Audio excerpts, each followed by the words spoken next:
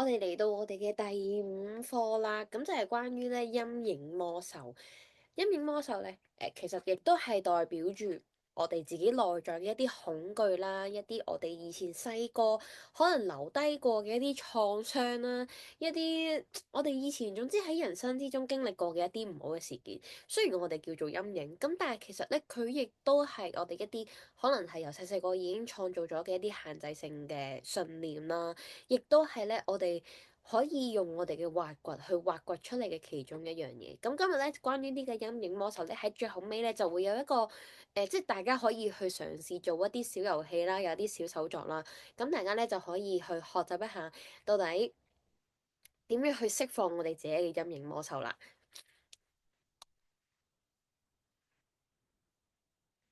好。首先咧，我哋先嚟講一下到底乜嘢係陰影啦，點樣去辨識我哋自己嘅陰影。其實關於陰影呢一件事咧，就係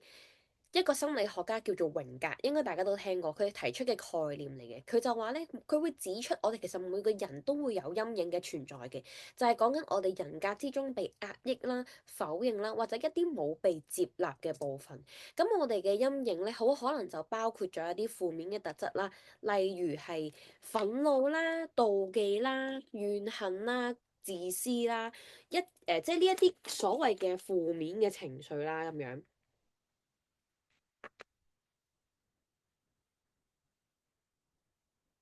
所謂一啲負面嘅情緒啦，咁咧例如仲有就係被壓抑嘅正面特質咧，例如我哋壓抑咗自己嘅創造力、自己嘅領導力、自己嘅野心。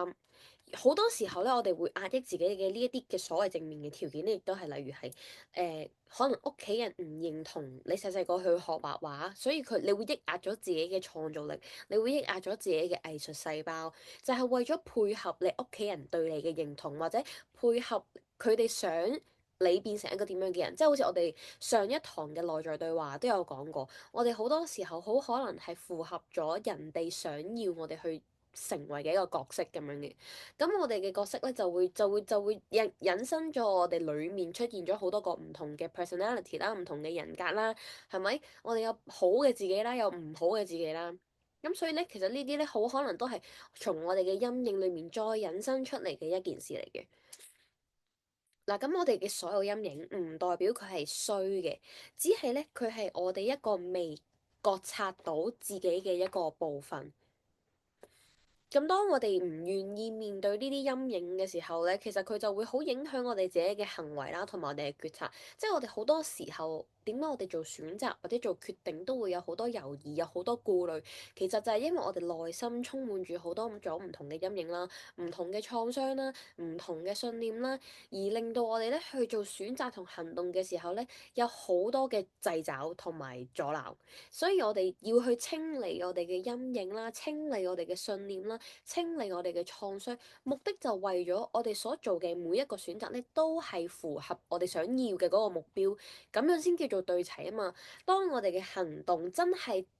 可以引領到我哋去到我哋嘅目標嘅，呢一個叫做對齊。當我哋嘅心態配合我哋嘅行動，等於我哋嘅目標嘅時候咧，我哋就一定係可以顯化到呢件事嘅，仲要係超級快速嘅時候。咁但係好多時候影響我哋去對齊嘅。其實正正上就係你路上嘅呢啲小石仔，即係陰影啦、限制性信念啦、一啲創傷啦，需要我哋去挖掘嘅好多事情。呢一啲咧就係令到我哋不停咁樣喺度兜嚟兜去，都行都對齊唔到，唔可以一直路咁樣去，就係因為咁解。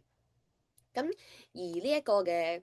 我哋嘅今日就係了解一下我哋嘅陰影咧，到底點樣可以被挖掘出嚟啦。咁仲有咧。